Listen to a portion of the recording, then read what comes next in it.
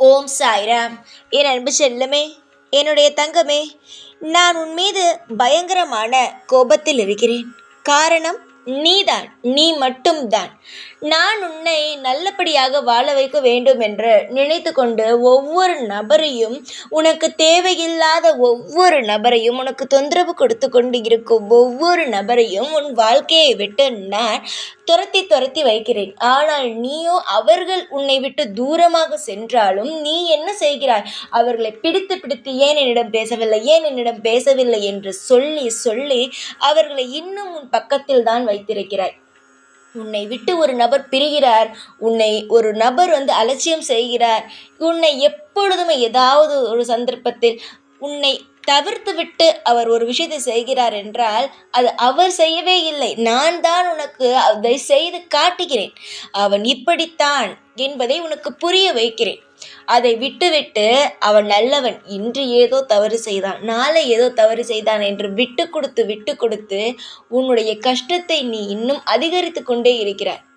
நல்ல நண்பனாக இருந்தாலும் சரி, உறவுகளாக இருந்தாலும் சரி, உன் வாழ்க்கை துணையாக இருந்தாலும் சரி, யாராக இருந்தாலும் சரி, ஒரு முறை உன்னை மறந்துவிட்டு ஒரு விஷயத்தை செய்கிறார்கள் என்றால் அவர்கள் வாழ்க்கையில் நீ ஒரு முக்கியமான நபரே இல்லை என்றுதான் அர்த்தம். நீ ஒன்று ஞாபகம் வைத்துக்கொள், நீ முக்கியமாக உன்னுடைய ஒரு விஷயத்தை செய்யும்போது உன் அம்மா அப்பாவை மறப்பாயா?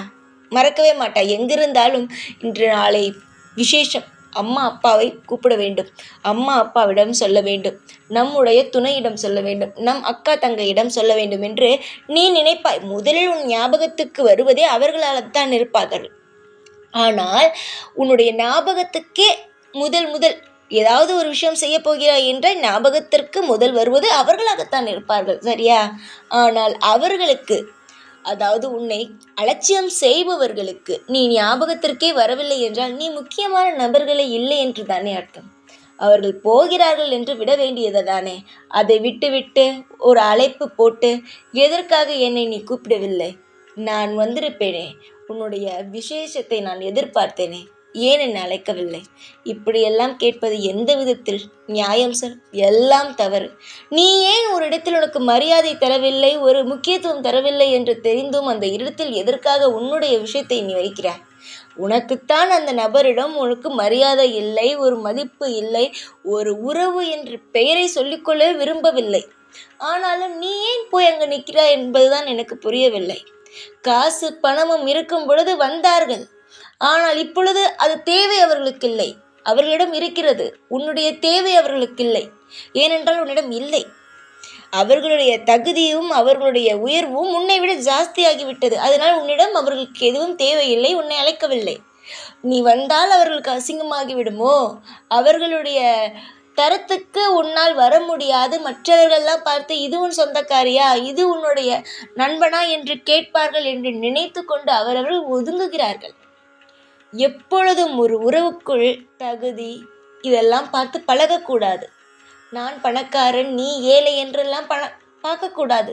ஒரு உண்மையான அன்பு மனதில் இருக்கிறதா, எந்த நாளும் எந்த நேரமும் ஒரு உதவி என்று கேட்டால் ஓடி வருவாளா என்று பார்க்க வேண்டும். அப்படியெல்லாம் யாரும் இங்கு பார்ப்பது கிடையாது. நீதான் தவறு செய்கிறாய். ஒவ்வொரு முறையும் தவறு செய்கிறாய் வாழ்க்கையில். எல்லோரும் நல்லவர்கள், எல்லோரும் நம்மை நல்லபடியாக தான் பார்க்கிறார்கள் என்று சில சமயம் உனக்கே சில விஷயம் தோன்றும், நாம் ஏதோ அதிகமாக செய்கிறோமோ, அவர்கள் நம்மை அலட்சியம் செய்கிறார்களோ என்று. ஆனால் திருப்பி அதே மனம் உனக்கு சொல்லும், அதெல்லாம் பெரிய விஷயமாக எடுத்துக்கொள்ளக்கூடாது, விடு, அடுத்த முறை நம்மை அழைப்பார், நாம் எப்பொழுதும் கேட்போமே அதுபோல கேட்டு விடுவோம் என்று அழைப்பு போட்டு நீ ஏன் என்னை அழைக்கவே இல்லை, நான் உன்னுடைய விசேஷத்தை மிகவும் எதிர்பார்த்தேன் என்று சொல்லி எதற்காக இந்த அசிங்கப்படுகிறாய் என்பதுதான் எனக்கு புரியவே இல்லை. வாழ்க்கையில் ஒரு நபரிடம் உனக்கு மரியாதையோ இல்லை, அவர்கள் அலட்சியப்படுத்துகிறார்களோ இல்லை, அவர்களுடைய மறந்து விட்டார்களோ, என்னவாக இருந்தாலும் அவர்கள் மறந்து விட்டார்கள். அவர்களுக்கு நீ தேவையே இல்லை. அதனால்தான் அவர்கள் உனக்கு காரணத்தை சொல்கிறார்கள். நான் மறந்துவிட்டேன், அப்படி இப்படி என்று ஏதேதோ காரணத்தை சொல்கிறார்கள். தங்கமே, நீ அன்பான குழந்தை, உன்னிடம் அன்பு இருக்கிறது. முன்பு பணமும் இருந்தது, நகையும் இருந்தது. இப்பொழுது உன்னிடம் அன்பு மட்டும்தான் இருக்கிறது. முன்பு உன்னுடைய நகை, பணம் எல்லாம் தேவைப்பட்டது. இப்பொழுது எதுவும் தேவைப்படவில்லை. அது மட்டுமல்லாமல் உன்னிடம் இருக்கும் நகையை அவர்கள் எதுவுமே இல்லாத பொழுது உன்னுடைய நகையை வாங்கி கொண்டு விசேஷத்திற்கெல்லாம் போட்டு போனார்கள். இப்பொழுது உன்னிடம் எதுவுமே இல்லை, அவர்கள் போலவே நீ நடந்து கொள்வாய் என்று நினைத்து கொண்டு ஒதுங்குகிறார்கள். நீ அப்படிப்பட்டவள் அல்ல. எது இருக்கிறதோ அதை வைத்து வாழ்வாய். அவர்கள் மற்றவிடம் வாங்கி பழகியவர்கள். அவர்களுடைய எண்ணம் எப்படி இருக்கும்? நீயும் அப்படித்தானோ என்று நினைத்து ஒதுங்குகிறார்கள். உன்னிடம் இருப்பதை வைத்து நீ வாழ்வாய். நீ ஏங்குவது அன்புக்காக மட்டும்தான், காசு பணத்திற்காகலாம் இல்லை. நீ உன் மனதில் இருப்பது என்ன தெரியுமா? காசு பணம் இன்று வரும் நாளை போகும், ஆனால் அன்பு, உண்மையான உறவு எப்பொழுதாவது தானே கிடைக்கும் என்று. ஆனால் அவர்களுக்கு அந்த மதிப்பெல்லாம் தெரியாது. அன்பான மதிப்பு, உண்மையான இதெல்லாம் தெரியாது. அவர்களுக்கு என்னமோ காசு பணம் இது மட்டும்தான் என்னமோ சுற்றி சுற்றி வருகிறது. காசு பணம் தான் அவர்களுக்கு உயர்ந்ததாக நினைக்கிறார்கள். நீயும் அதே போல காசு பணம் நகைதான் உயர்ந்தது என்று நீ பார்த்திருந்து அவர்கள் கஷ்டப்படும் பொழுது நீ உதவி செய்யாமல் இருந்திருந்தால் அவர்களுடைய நிலைமை இப்பொழுது எப்படி இருந்திருக்கும்? நீ அன்பாகவும் நல்ல பாசமாகவும் உதவிகரமாகவும் இருந்ததினால்தான் இப்பொழுது அவர்கள் வளர்ந்திருக்கிறார்கள். உன்னுடைய பணத்தை வைத்துதான் அவர்கள் வளர்ந்திருக்கிறார்கள். ஆனால் அதையே மறந்துவிட்டு அவர்கள் போலவே நீயும் இருப்பாய், காசு பணத்திற்காக தான் வருகிறாய் என்று நினைத்து உன்னை ஒதுக்குகிறார்கள். ஒதுக்கட்டும், விடு. எல்லாம் கால போனால் நிச்சயமாகவே எல்லாரும் மனம் வருந்துவார்கள். அந்த அளவுக்குத்தான் அவருடைய நேரமும் ஓடிக்கொண்டு இருக்கிறது. வெளியில் பார்க்கும் பொழுது சந்தோஷமாக இருக்கிறார்கள் என்று நீ நினைத்து கொண்டு இருக்கிறாய். ஆனால் உள்ளுக்குள் அதிகமான புகைகள் இருக்கிறது. எப்பொழுது அந்த புகை வெளியே வரும் என்று நானும் பார்த்து கொண்டு தான் இருக்கிறேன். நேரம் வரும் பொழுது கதவை திறந்து விட்டால் புகையை பறந்துவிடும். அப்பொழுது ஊர் உலகத்திற்கு எல்லாவற்றுக்கும் அவர்கள் எந்த நிலைமையில் குடும்பத்தை நடத்துகிறார்கள் என்பது புரிந்துவிடும். இப்பொழுது பணக்காரன் பணக்காரன் என்று ஒரு வட்டத்திற்குள் வாழ்கிறார்கள். அந்த பணம் யாரிடமிருந்து வந்தது என்பதையே அவர்கள் மறந்து விடுகிறார்கள். ஆனாலும் நீ அவர்கள் பின்னே இருக்கிறாய் பார். அவன் தெரியாமல் செய்திருப்பான். சின்ன பிள்ளை, வயதில் நான் மூத்தவள், நான் விட்டு கொடுக்கிறேன். அவன் அழைக்கவில்லை என்றால் என்ன, நான் போய் அவனை பார்க்கிறேன். இதுதான் எனக்கு கோபமே. உன்னை ஒருவன் பிடிக்கவில்லை என்று ஒதுங்குகிறான் என்று தெரிந்த உடனேயே ஒதுங்கு. ஒரு முறை, இரண்டாவது முறை, மூன்றாவது முறை, ஒரு முறை நான் சொல்கிறேன், என்னுடைய பிள்ளைகள் என்னை ஒரு முறை மதிக்கவில்லை என்றால் ஒதுங்கி விடுவேன். அதற்கு பிறகு எனக்கு அங்கு வேலையே இல்லை. என்னுடைய பிள்ளைகளாக இருப்பவர்கள் என்னை எப்பொழுதும் நான் கூப்பிட்ட குரலுக்கு இங்கு வானா வருவார்கள். அதுவே சிலர் என்னை நான் வா என்று கூப்பிட்டு ஒரு செய்தி சொல்கிறேன் என்று சொல்ல அவர்கள் கேட்கவில்லை என்றால் அடுத்த நிமிடமே ஒதுங்கி விடுவேன். இதுதான் நான்.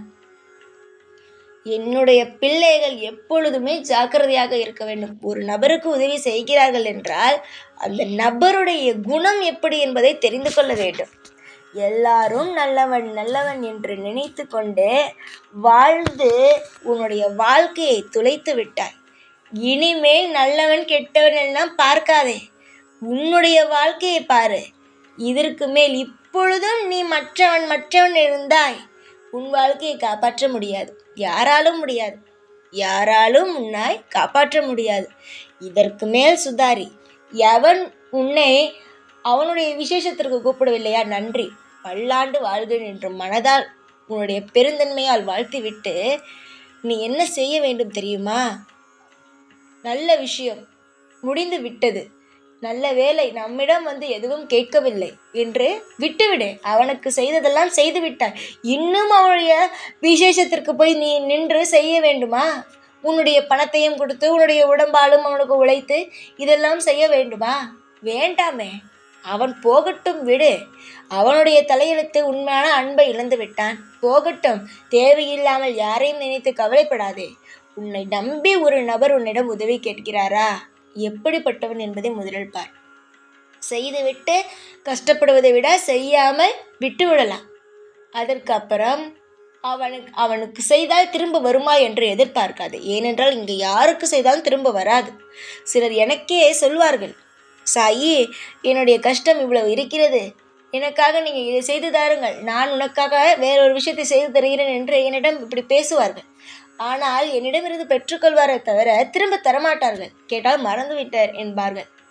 அவர்களுக்கு போய் நான் ஞாபகம் ஊட்டி விட்டாலும் மறந்து விடுவார்கள். அதனால் எதையும் எதிர்பார்க்காமல் கொடு. வரது வரட்டும், வரவில்லையா இருக்கட்டும், நான் தருகிறேன். நீ என்ன தவறு செய்கிறாய் என்பதை நான் பார்க்கிறேன். நீ என்னென்ன விஷயம் நல்லது செய்கிறாய் என்பதை நான் பார்க்கிறேன். அப்படி இருக்கும் பொழுது எல்லா விஷயத்துக்கும் நான் தண்டனை கொடுக்கிறேன். அப்பொழுது நீ செய்த விஷயத்துக்கு நான் நல்லது தானே செய்வேன். நல்லது செய்கிறேன், இரு, அழாதே, அமைதியாக இரு, சிரி, எப்பொழுதும் சிரித்து கொண்டே இரு. யாரெல்லாம் உன்னை அள வைத்து வேடிக்கை பார்க்க வேண்டும் என்று நினைத்தார்களோ அவர்களுக்கு அடி கொடுக்க வேண்டும் என்று நினைத்தால் முதலில் வெற்றி அடைய வேண்டும் என்பதை இரண்டாவது பட்சமாக வைத்துவிட்டு முதல் விஷயம் சிரி. கஷ்டமோ நஷ்டமோ சிரித்துவிடு. அவர்களுக்கு என்ன செய்வது என்று புரியாமல் போய்விடும். அதற்கு பிறகு வெற்றி இருக்கட்டும். சிரிக்க தேவை என்பது வெற்றி இல்லையே. தானாகவே சிரிக்கலாமே. ஒருவனை வெறுப்பேற்றுவதற்காகவாவது சிரிக்கலாமே. அவனுடைய மனமானதோ அவ்வளவு சந்தோஷப்படுகிறது நீ அழும் பொழுது. அதே மனம் நீ சிரிக்கும் பொழுது அழ வேண்டும். புரிகிறதா? சந்தோஷமாக இரும்மா, நான் இருக்கிறேன். கவலை இல்லாமல் இரு. எப்பொழுதும் எந்நாளும் நான் இருப்பேன் உனக்காக. ஓம் சாய்ராம்.